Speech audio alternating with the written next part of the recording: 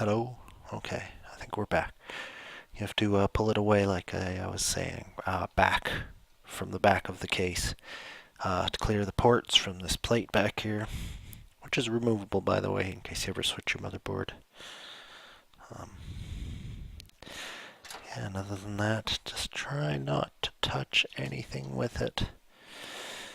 And there it goes. I think that concludes disassembly. I don't know whether to start on reassembly. I think I'm going to because I've got lots of time left. It seems a pity to shut it down after 40 seconds.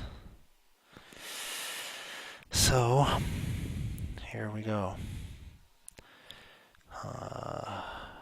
Motherboard goes back in. I'm not a real stickler for putting it back together exactly the same order that I took it apart in, but motherboard going in first seems like a pretty reasonable order to do this in. So for the first screw or two at least, you probably will have to sort of push the motherboard against the back of the case to make sure your screw holes line up properly. Now, close. Oh, there we are. Nice.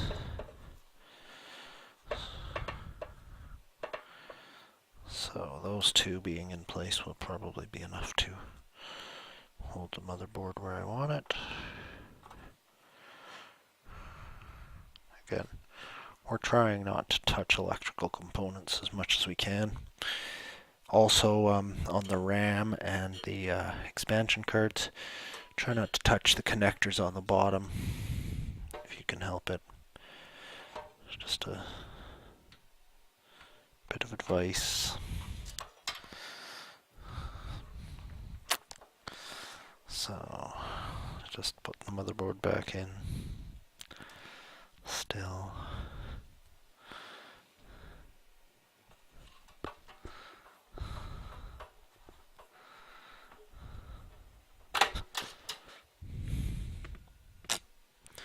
Try not to do that either. I think that's still okay, but we won't know until we start her back up.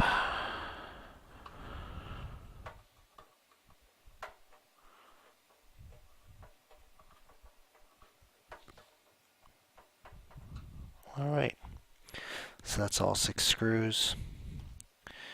Now I'm going to put this case fan right back on right away because the wire's getting on my nerves. Come on, you.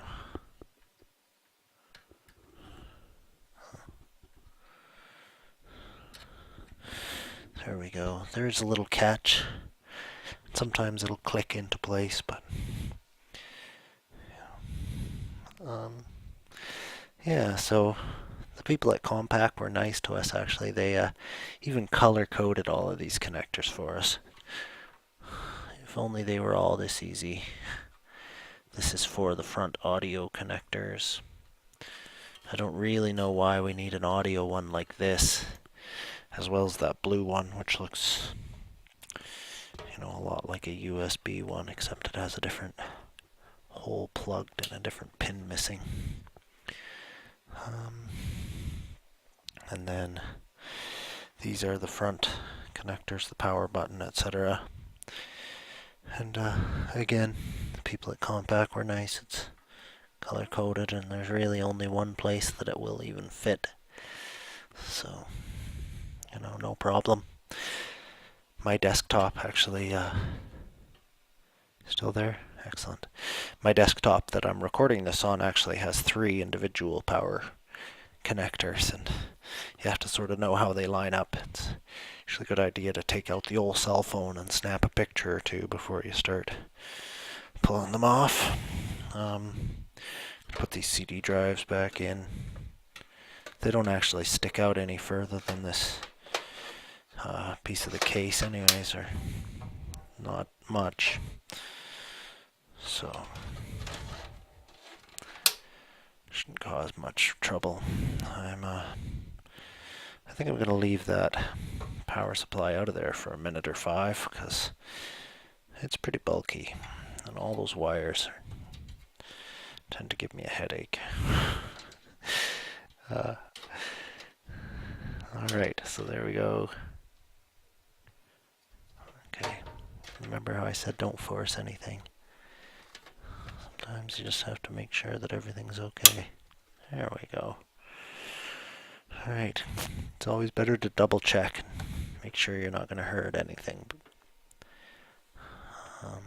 So this one goes on here, which oddly enough says front USB. I guess I know what goes there. Now speaking of which, same thing with the RAM. There's a notch here. Don't know if you can see it or not. That there it is.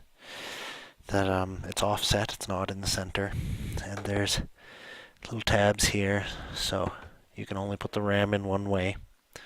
Also, if you look close enough, the first RAM slot is almost always labeled, as well as the others. So you know which one to put the RAM in first, which ones to fill up, and in what order. Now the RAM, you have to push down. There's these 2 levers, one lever on either side. I don't know if I mentioned that. And to get the RAM out, you pull them apart and down. You sort of push down on the levers, and the RAM pops up. And you do the opposite to install it. You push down on the RAM, straight down, and these levers should just pop together to hold it in place. Now, what are we going to put in next? Let's put in the hard drive next. So here's the hard drive. I believe it goes here in the very bottom-most bay. That one is a little snug, but click, just like that. There we are, good. And let's put the modem in too. While we're snapping stuff in place, let's put the modem in too. Now this modem, these PCI things, it's the opposite of installation as well. Usually there's a little thing at the bottom to hold the bottom tab, so be aware of that. Make sure that this lines up with the hole. And then you push straight down on the card. It should just pop right into place. Alright, so since that's on, I'm just going to pop this bracket on right now.